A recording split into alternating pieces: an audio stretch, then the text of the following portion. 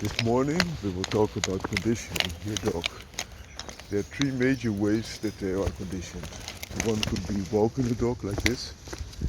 It could even be with this collar, rod collar that protects the neck a little bit more when he's pulling. But more often it's used by a pulling harness, which distributes the force a lot better than just on the neck, as you can imagine.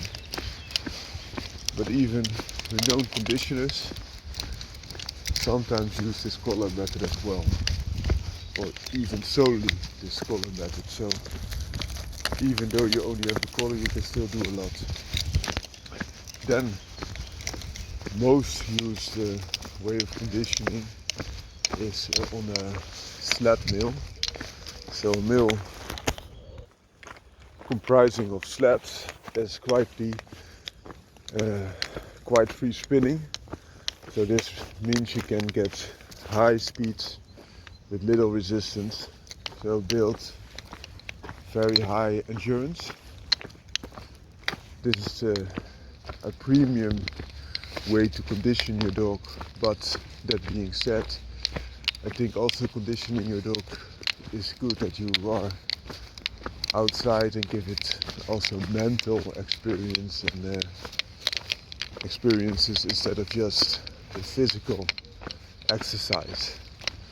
But mill work very often gives you extreme condition, and also the conditions are controlled. So for example, if you're preparing for a sporting event and your dog is running through the fields and it hits some glass or something else that strains its wrist or ruptures a part of its skin or a muscle, then you will be in big trouble, because the sporting event time will not reschedule that easily,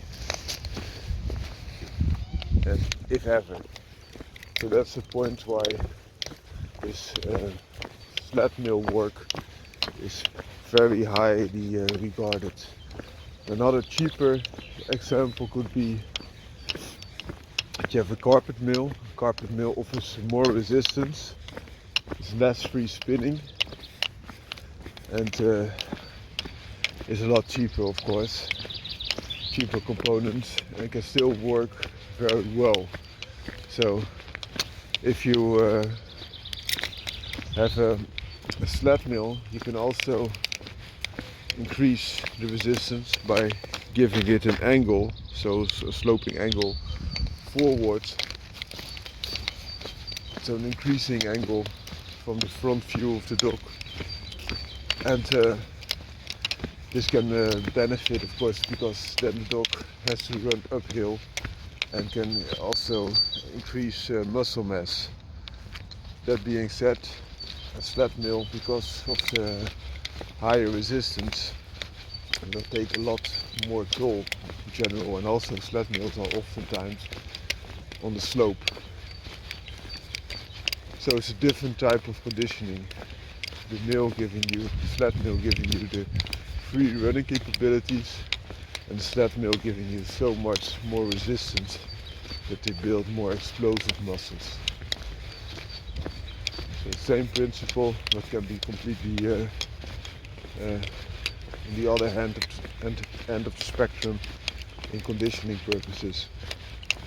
You also have something that's called the jenny, and then, for example, if this tree is the middle of the jenny, you have a circle around it, and the dog is chasing then, for example, what he thinks is a prey over the track. But the drawback is, of course, because they make the turn every time the same way, that they will develop and not, how do you say this? There's a disbalance between the left and the right, so it's not symmetric. That was the word that I was looking for. So that could be a drawback. You can cope with that by switching from one side to the other side. So instead of just going this route, you can also let them go the other route after a while, so switch it up. This will help you tremendously With a Jenny, the biggest thing is that you need space, because you want the circle to be quite broad to decrease the strain on the dogs, because the smaller the circle, of course, the tighter the turns are. It's like NASCAR racing. If it was a very tight circle, you cannot get to speed, and you will only have these turning capabilities all the time. So that are the main things for conditioning your dog, and oftentimes they are also mixed up, yeah? So that you have a little bit of one and a little bit of the other. Also flirt pole work is done, or your dog pulling on a spring that is attached, for example, on a tree, or a bigger tree, or especially a wall, and then the dog pulls down. In the latter, it's important that you have your dog, that the back legs will touch the ground. A lot of people will show you their dogs free flinging, and of course they can. They are very strong and they can do that, but it's not the best for the dog. It's good that they have some bottom under their, at least under their back legs. So I hope you like this video. Have a great day. So good morning. Today I answered the question of one of my subscribers who asked me, I know that the English Bull Terrier has been added to the pit dogs, but what else? This is a thing, and it comes because of storytelling. So when they created the Hinks Bull Terrier, so to say, so the original English Bull Terrier, they told that the dog first won over other dogs in the pit, so pit dogs, and then won confirmation shows on the same day without a scratch. So it was such a great pit dog. And they also wanted to create the image of a dog that had all the benefits of a pit dog. So also the boldness and the strength and tenacity, but was more of a beautiful white specimen. But this is untrue. The English Bull Terrier was originally developed as a show dog. A show dog and also a protection dog for people especially. Whereas normally Bull Terriers, where it was derived of, were more people friendly and dog aggressive. The English Bull Terrier was a little bit different developed. So they used the Bull Terrier, but also the English White Terrier, which is one of the weakest terriers of all at that time, and was not good working at all. And some other breeds, such as for example Dalmatian, but they also said that the Borzoi, another running type of dog, was added. I don't know. The Borzoi has a down face, a little bit like the English Bull Terrier, but the English Bull Terrier of the past didn't have this clownesque down face that you see now in show dogs. So it is further deteriorated in functionality. That being said, Bull Terriers were also created by bulldog blood, fighting bulldog that is, and working terriers. So a little bit more terrier blood doesn't mean that it cannot perform, but it will perform less than the half and half Bull Terriers it was derived of. And those Bull Terriers also developed into a show breed, namely the Staffordshire Bull Terrier, because the Bull Terrier name was already fixated on this English Bull Terrier, or the White Bull Terrier, also known as the White Cavalier. So, that being said, is there never some Bull Terrier blood introduced in pit dogs? This is not true at all. And why is this? Especially on the islands, you want to have the best dogs performing. And if, for example, in Ireland, they still kept dogs that needed to perform just as more before being recognized. So also the Bull Terriers there were a lot better than those that were purely used as a show dog. So that's one. The other thing is that by mixing two breeds, and both breeds are quite bold, you can have a similar type as the parent dogs, but increase the heterosis. So we call this also in Dutch Bastaardkracht, so the power of the bastard, so to say. And those genes are then just adding up and filling again the gaps that were created by interbreeding or inbreeding a lot in the past. And examples of this are the champion Stormer dog, an Irish dog that even beat one of the best, if not the best, champion Psycho, which is one of the best, if not the best, Staffordshire Bull Terrier, in this case of Irish lines. That